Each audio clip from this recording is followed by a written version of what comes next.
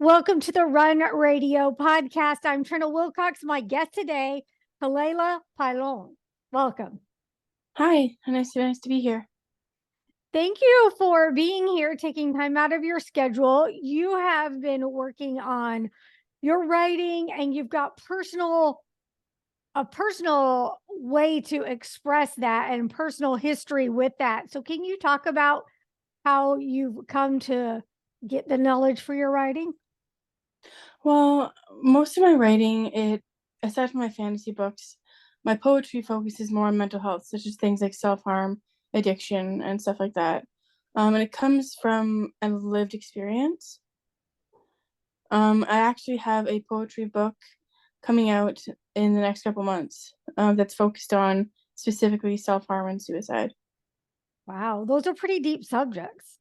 Yes. Um, why do you think that's important to share? I think it's important for everyone to have some sort of understanding. It's like understanding cancer. It's just part of society, it's part of life, and it's something we have to accept. When did you first realize, at what age did you realize you were struggling? And when did you realize, hey, this isn't just me making stuff up, this is a mental condition that I've got to deal with? I first started seeing counselors and doctors when I was about 14, but I noticed something was wrong around 12 years old. Okay. And what was that like, if you don't mind sharing? It was isolating and terrifying. um I didn't really know up from down, and I just kind of I when I first started reaching out for help, I didn't really get help. I was just told it's just because you're a kid, you're fine. So I went many years without any proper treatment. And I'm very grateful now that I have a team that's very supportive. But before then, it was a few years of being alone. That's really scary when a young person is asking for help or needing help and they're just being told, "Oh, this is kid stuff, teenager things." So Yes. what would you say to a person listening that either is around that young age or knows someone that age that should be making sure they're able to reach out for help or ask the questions they need to ask of a healthcare provider? Um, I think the biggest thing is being open-minded. Because for that kid, like, for them, it might just be all they know. Like, it could be something they've dealt with since they were 6. Like, you never know. But it definitely helps to have that person, that safe person, and being that, how do I word this? Just being open to, I remember for me, it was I started seeing things and hearing things, but nobody really understood. So understanding that if they're telling you I'm seeing something, I'm hearing things that aren't there, they're not making it up for attention. That's one thing I got a lot of, was that I was doing it for attention. And that's the biggest thing, is just be open-minded.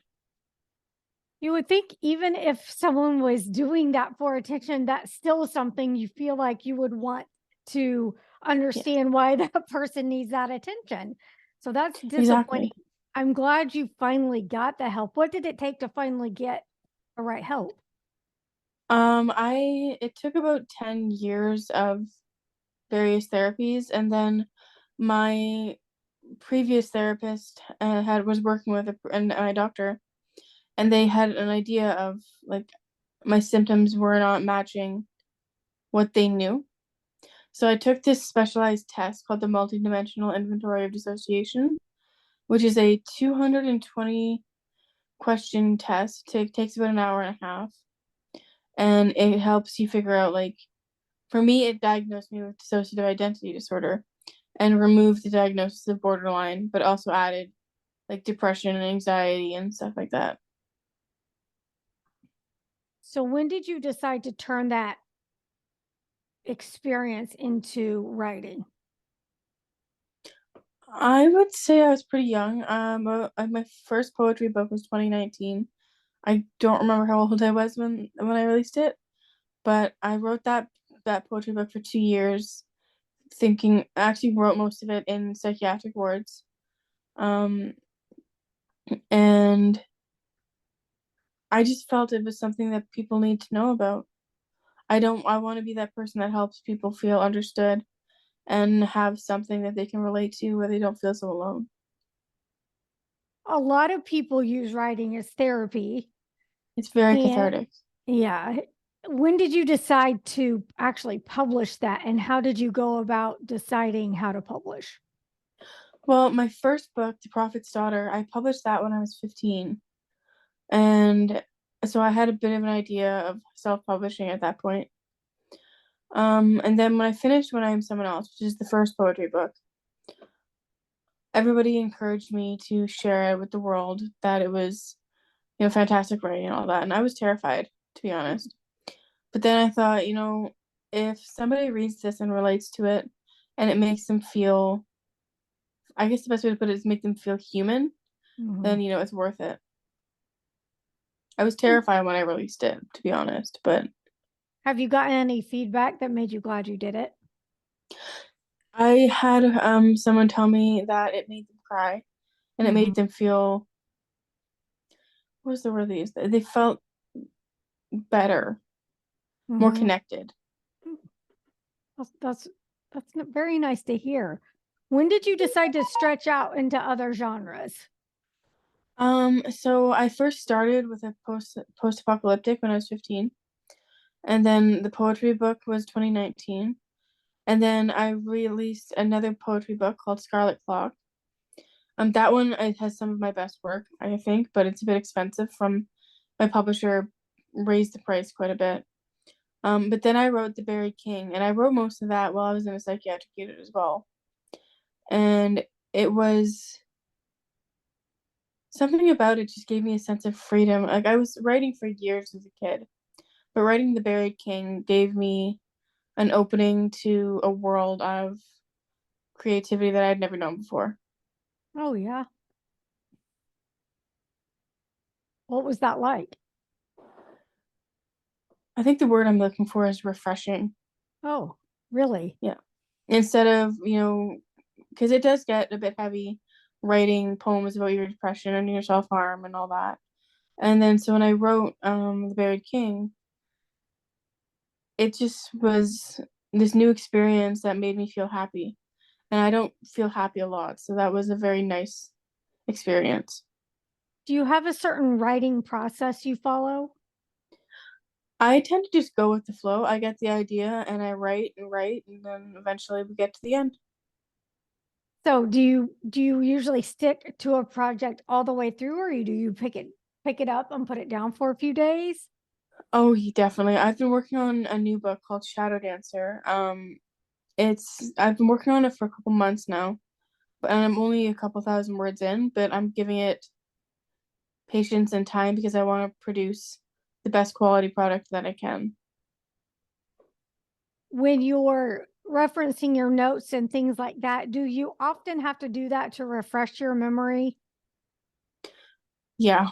Yeah, I have the memory of a goldfish, so Is that part of something you really struggle with your issues? yes. It's unfortunate, but it is what it is, right?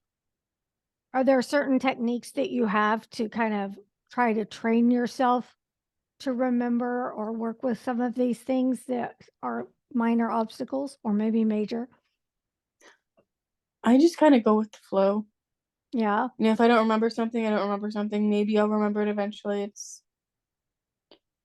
you know, A lot of people we talk to who are writers or even musicians, they also have another side hustle that they do. Do you have any other things that you do, projects you work on? I do digital art. I use Oh, okay. Procreate on an iPad, Okay. and I do impressionism. Oh, very neat. So, have you ever, I mean, do you do illustrations to go along with your stories ever? I did recently illustrate a kid's book, but I haven't figured out if I want to publish it yet or if keep it as a private thing Mm-hmm. Why is that? because I'm not sure it's quite long enough, quite good enough. I think it needs more before I can accept that it's going to be a positive influence on the children. Are you usually pretty hard on yourself when it comes to your writing and your work?